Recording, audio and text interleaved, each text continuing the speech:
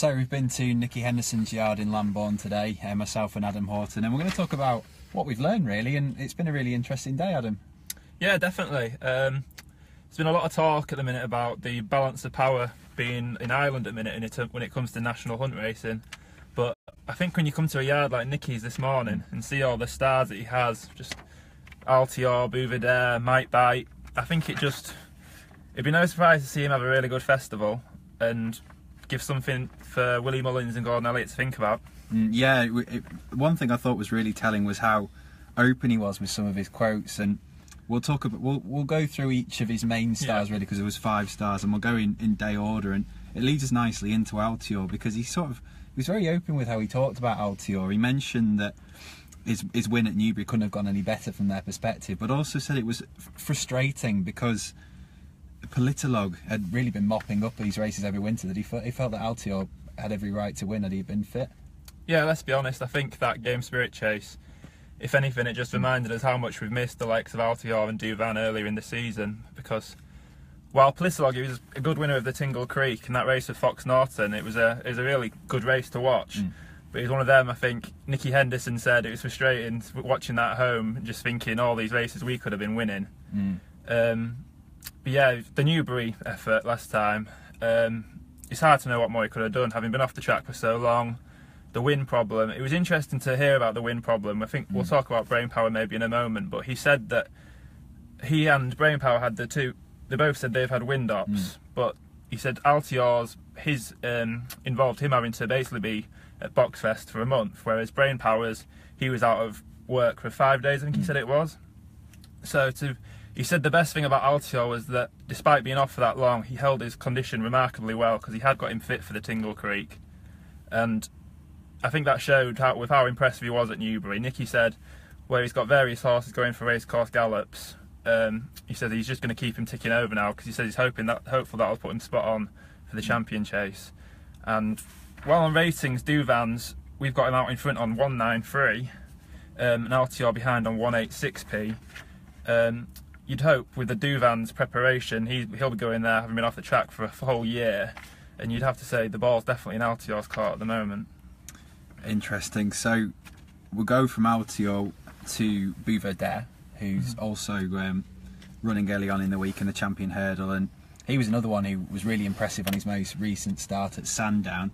Henderson sort of did say that he wished he'd worked a bit harder on that day though, because it was in a listed race and there was only 3 runners.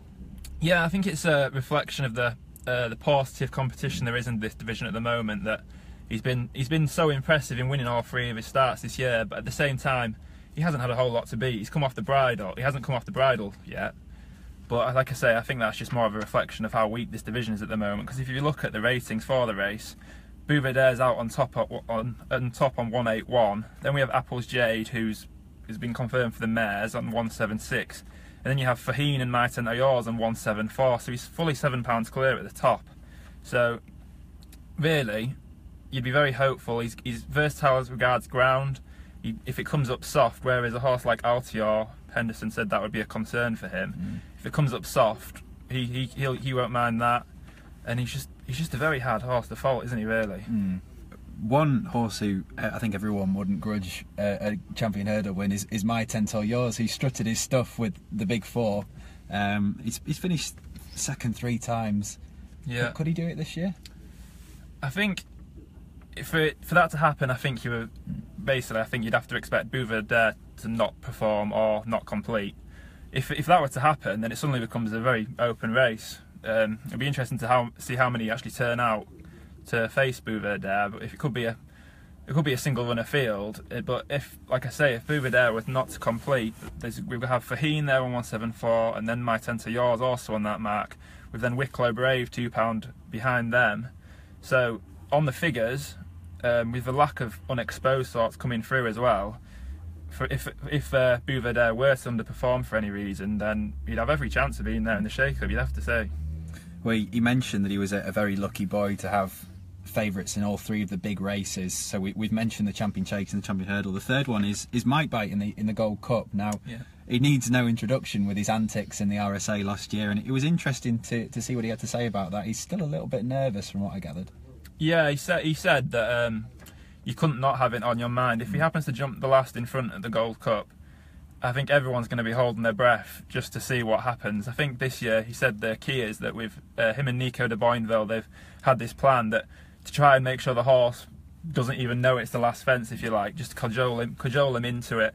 Not even cajole him into it. Let him just pop it, and then just try and get him to the winning post without him even realise he's been involved in the race, if you know what I mean.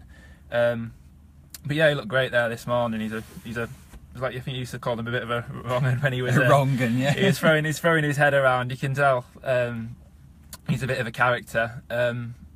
But Nicky, yeah, he was very optimistic. He said the stamina. Someone asked the question of a stamina, whether he had that. But if you look at the RSA last year, he stopped to a halt after the last. And then he stayed on so strongly up the hill to chin Whisper, and Whisper's not stopping. Whisper's he finished second in the Hennessy, which is over fully 3.25 miles, and he stayed on strongly that day. So Whisper wasn't stopping at the end of the RSA chase, and yet Mike Bites finished really strongly to get up and just chin him on the line. So I wouldn't be too concerned about stamina. It'll be a good gallop in the Gold Cup, but the way he went in that RSA last year on the front end. He went like the clappers, and take a good horse to lay up with him if he can maintain that for that long in the Gold Cup, definitely. Now, he presented horses to us as a big five, which included the three favourites for the big races which we've mentioned, and My Tent deserves his place there because of what he's done at so many Cheltenham festivals. But the final one in this slot... Sorry. I think Nicky joked it was his eighth Cheltenham preview he'd done with My Tent to Yours. He joked a little kiss, didn't he, at one point, I think. Yeah. You can tell he's got a real soft spot for him. Yeah, wow. And but the other one in that lineup of the five was Apple Shakira. Now, she's done nothing but dazzle so far in her starts, but it's easy to forget he's got another one at the top end on Timeform ratings for the Triumph too. So how much of a compliment is that to her? Yeah, they have Apple Shakira is just out on top on Timeform ratings with a rating of 167p, and stablemate We Have a Dream is just behind her on 166p. But that's factored in with Apple Shakira's £7 mare's allowance. That just gives her the edge. I think without that, obviously, We Have a Dream would be the one to beat. But yeah, Apple Shakira, she hasn't beaten a whole lot in three races at Cheltenham. She's been bossing inferior rivals, and it was interesting to hear Nicky say that she appeared to give the leader plenty to do at Cheltenham last time.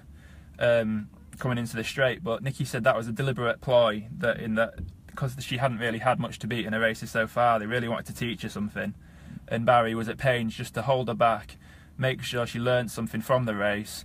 But she stayed on really strongly up the hill, just as you'd like to see.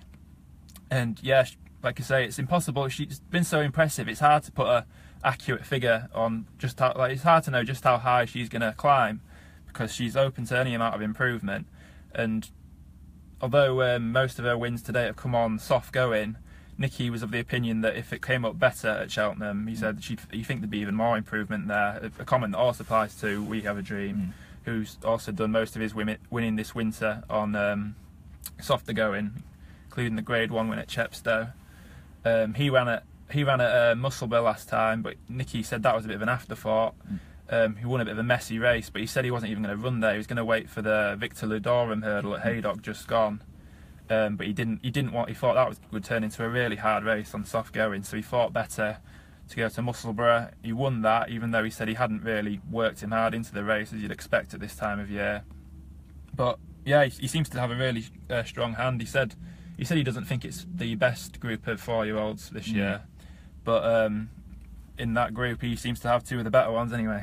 Yeah, and it's not. I know the focus was on those five really, and We Have a Dream, but there's some other ones that we had a sneaky browse around the yard after. There's a few others that caught your eye as well, wasn't there? Yeah, the Albert Bartlett's another race where he looks to have a very strong hand, and he seems to be, whatever the ground comes out at Cheltenham, he won't mind that either way, because he has Santini, who he said, should the ground come up good at Cheltenham, he'll relish that. He said he won the Grade 2 at Cheltenham last time on the heavy going when he beat Black Ops, despite the soft going. If anything, he thinks he'll be a much better horse on good ground. But then on the other side he has Chef de Zerbo, who it was, like you say, it was bottomless at Haydock at the weekend, but he breezed through that, and he I don't know what the official winning distance was, but he seemed to power clear of them there. So if it comes up soft, then he has another strong contender there. So, and I think he said he also had Mr. Whipped as a third contender there, who was beaten at Musselburgh last time. So yeah, Nicky won't mind how the weather goes come the end of the week, because he's covered on both sides, I suppose. And we'll finish on one. He couldn't help but joke all the way through. He kept mispronouncing Sam Crow's name like he'd never heard of him, but he did eventually admit that he's probably going to take all the beating in the Ballymore. Where are you standing on Sam Crow? Are you in the hype, or do you think he could get turned over? I mean, it's hard not to be impressed with what he's done so far. There is obviously his price for the Ballymore is based still more on potential than what he's achieved so far, because on ratings, on the blind side, another one of Nicky's that we haven't mentioned for that race, he's just £1 below Sam Crow on ratings. They both have P's, although Sam Crow's is a big P, which suggests that he's perhaps open to the more improvement of the two. But I mean, like you say, it's hard. I've been most impressed with Sam Crow so far. I don't know how you can't be. He's looked very good. But like Nicky said, on the blind side, he said if he turns out to be as good as everyone's saying, they're all playing for place money. But he said their job at this time of year is obviously just to concentrate on getting their horses fit and well, never mind worrying about their horses. And I don't think it'll be a walk in the park for him in any case. I think Nicky also said he has OK Coral, a good winner last time, set to run in that Ballymore race. Not to mention whatever Mullins runs, he has the likes of Next Destination and potentially Get a Bird, although he's probably more like to run in the Supreme, isn't he? De Genier, I think, as well. Yeah, exactly. It's gonna be a good race. So, well, yes, I think Sam Crow is probably the most exciting national hunt prospect in training at the moment. I think he'll get a thorough examination at the festival, and Nicky's rightfully not scared to take him on with on the blind side, because like we say, he's looked very good in his 3 wins to date, when winning by, I think it was 9 lengths or so at Sandown last time in a Grade 2. He looked really good that day, and he's the best of the British novices we've seen this year by far. So yeah, should be a good race. Yeah, so there's plenty of reaction on our micro site, cheltenham-festival.timeform.com, and you've written a piece on Timeform as well. Yeah, it's just a look at perhaps Nicky's 5 best chances at the festival, at least in the big races anyway. We haven't really he didn't really go much into the handicaps today, did he? But yeah, there's the 5 main ones, which would have been, as we've spoken about, just a brief summary of their chance and a bit of what we learned from Nicky today. Great stuff. Thank you very much. No problem.